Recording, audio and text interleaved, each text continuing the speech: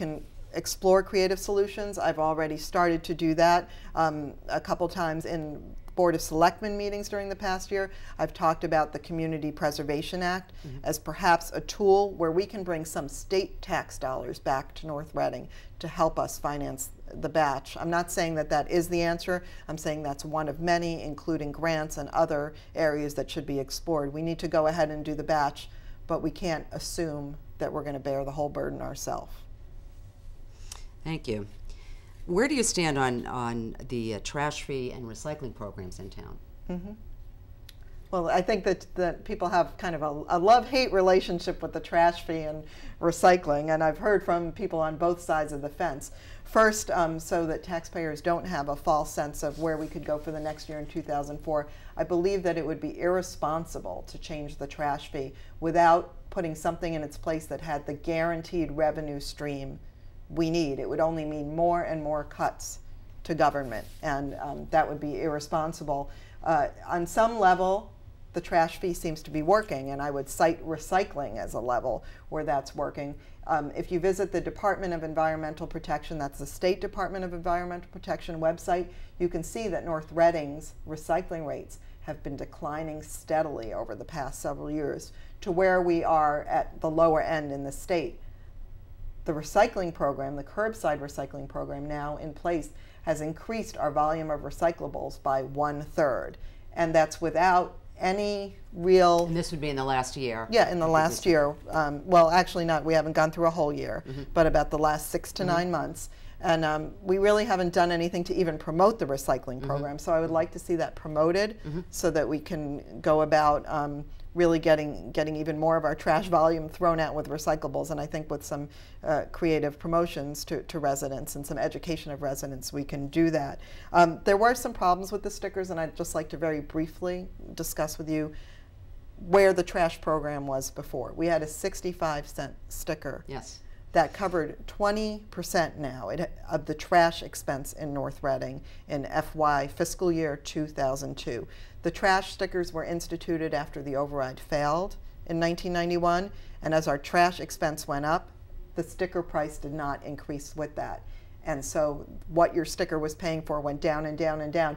Picture, if you will, when you put out your trash with your stickers each week, putting a little bag with 20% of what you threw away with a sticker on it, and the other 80% of your trash, just put it out there because it was on your tax rate. That's where we fell behind with the trash sticker. Fraud was also rampant, with people not putting stickers on or calling town hall continuously, saying their stickers were stolen and asking for the trash man to come back and get it. Dave Hanlon had tremendous problems with that. I think that going forward, we need to re-examine what the right trash program is for North Reading. The Neswick contract expires in 2005, September of 2005, and at that time, or actually before that time, we will go ahead and plan the kind of program that meets our trash expense properly. One example I've thought of perhaps is a hybrid where it's on your trash, your cost of throwing away trash is on your tax rate, which has the financial benefit of being deductible, the financial benefit to everyone in town, and maybe coupling that with a hybrid where it's on your tax rate, but everyone gets 100 bright orange bags a year, not stickers because there was too much fraud, but bright orange bags. So it's on your tax rate, you get 100 bags, you have an incentive not to fill more than those. If you do need more, you go to town hall and buy them, or you buy them from a neighbor who doesn't throw away that much trash. So there are a lot of interesting ideas. It can't be changed for this year. We'll come up with a good solution. Will this be taken into consideration, these kinds of things, potentially the hybrid program, right before the Neswick contract, or are we thinking about these kinds of things as we approach another contractor with Neswick? Oh, I think we're thinking about them now. Dave Hanlon, the director of DPW, is extremely qualified and diligent, and I'm sure he has it in the back of his mind. We will know for the FY05 budget what our trash expense looks like, and as part of the planning process for what that budget is going to look like, we will re-examine the trash fee, and I'm sure that it will come back different if it comes back at all in FY05. We will re-examine it and come up with a good solution. If you would, Mrs. Bailey, please talk about what you see as our most significant challenges, both in the short term, maybe 2 years out, and also in the long term, maybe 5, even 10 years out for the town. I think in the short term, the budget is really our significant challenge. Obviously, the economy is not doing well now. Local aid has been cut. We already know last year that under the new local aid formula, we will lose an additional $200,000 in what is now called, I believe, transitional assistance. It's been given us to us this year to cushion the blow. We're going to lose it next year. So I think really scrutinizing the budget and the way we do business in North Reading and coming up with the right balance of services for residents is a key challenge for the next couple of years. I think, as we talked about earlier, a cooperative effort and bridge building between communities, between committees, not arguing, not rubber stamping, but going together and looking at the pot that we have and figuring out how we can do the best for all residents of North Reading. I think that's a key challenge over the next couple of years, and one that I think I would do well in meeting. Funding ways for those on limited incomes to feel comfortable staying in town. We have the Taxation Aid Committee in place. There's a private effort underway called the Good Neighbor Fund to really have those two support each other and support everyone who wants to stay here in North Reading and make them able to do that. And then I guess I would look at master planning to the extent that we can manage development in town.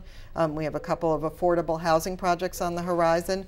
Learn from that, put a master plan in place, and manage it better. And I think those are the key near-term challenges: the budget, cooperative effort among committees, affordability for residents who wish to stay here, and master planning and making sure that we're going forward. And I would work with the Community Planning Commission on that.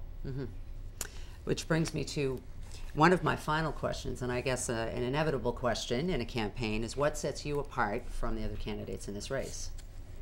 Well, I think what sets me apart is, and I hope people who have watched me sit in my selectman's chair over the past year have seen my unparalleled level of dedication to the town. I've been proactive, I've been willing to ask the tough questions and to think outside the box. And that's certainly, that's the way I am, and that's what I would bring residents going forward for the next 3 years, continuing to ask the tough questions and to look at the best balance and perhaps a new way of doing things.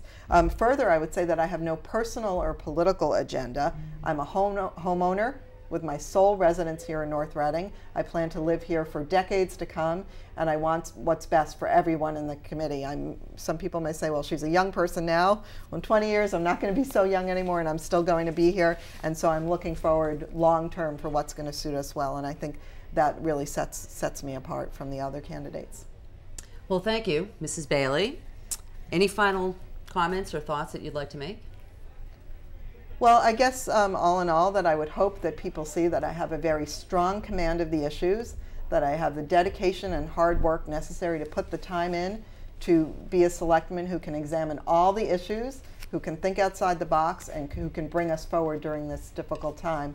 I hope that after watching this program today, that the viewers at home feel that way too. I would welcome your support. I would ask for your vote on Tuesday, May 6th, and I would ask that you contact my campaign. If you have any questions, contact me at any time if you would like to discuss the issues, and the methods through which you can do that will appear on the screen at the end of the program. So thank you, and please vote for me, Marcy Bailey, for Selectman on Tuesday, May 6th. That's my final pitch. Well, thank you again, Mrs. Bailey. It was a pleasure. Thank you for sharing your views with us. I promise this to be a spirited campaign, to say the least. Certainly. If you wish to reach Mrs. Bailey's campaign, as she said, you may do so at www.electmarcy, that's MARCI.org, or by calling area code 978-207-0115. Thank you.